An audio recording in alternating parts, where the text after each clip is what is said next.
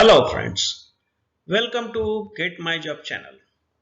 In today's video, we'll see top 10 questions for cracking electrical engineer's job interview. Topic for today's video is transformer. So friends, prepare for your interview for the job of electrical engineer. Let us know the top question on transformer which are asked during the electrical engineer job interview. To support your interview preparation, I will be publishing series of videos on each aspect of electrical. To get such videos firsthand, please subscribe my channel and press the bell icon. So friends, let's see typical questions. What are the different parts of the transformer?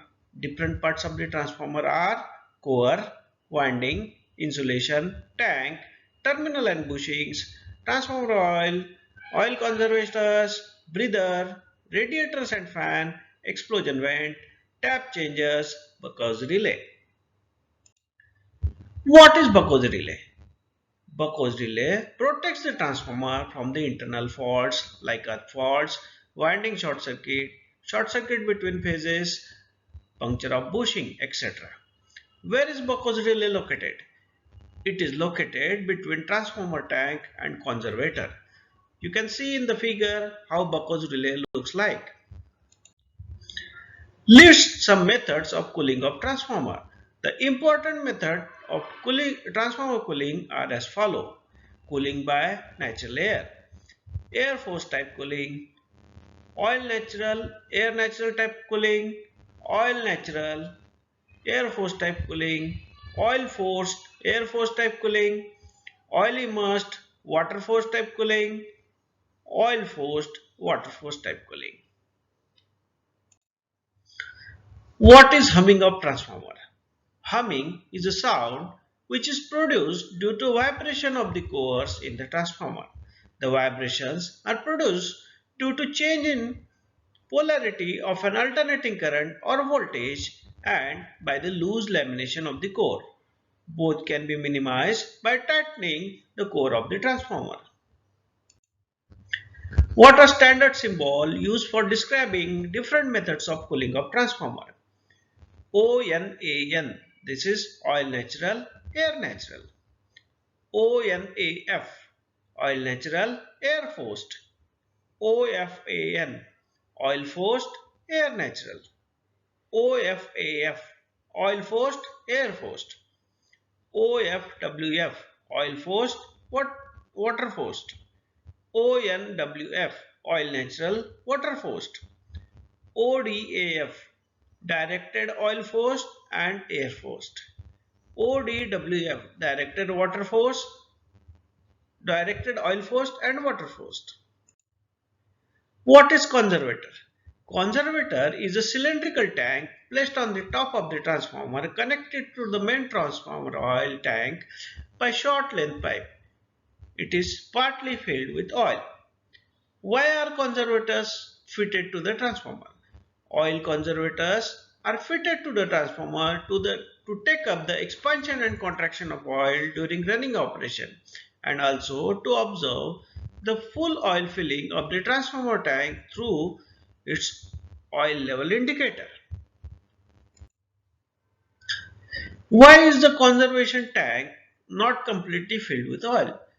During running condition, the oil volume is increased with the increase of temperature. So conservator tank is not completely filled with oil to absorb the increased volume of oil in its upper air space. What is the lowest capacity of transformer on which provision of conservator is obligatory? On transformers of capacities 50 kVA and above, the provision of conservator is obligatory. On transformer of rating 40 kVA and below, conservators shall not be fitted. What is breather? Breather is a small cylindrical chamber containing silica gel and connected to the top of the conservator by an airtight extended pipe. It allows moisture-free air to the conservator tank. What is the function of breather? The function of breather is to extract moisture from the ongoing air in order to prevent any contamination of the transformer oil by moisture which is very much present in the open air. Moisture absorbing silicon gel or CaCl2 is used to fill the breather which turns pink when absorbs moisture. What is meant by regulation of transformer and how it is calculated? The regulation of transformer is the difference between the no load and full load secondary voltage expressed in the terms of no load voltage with constant primary voltage. The regulation is calculated as percentage regulation equal to no load voltage minus full load voltage upon no load voltage into 100.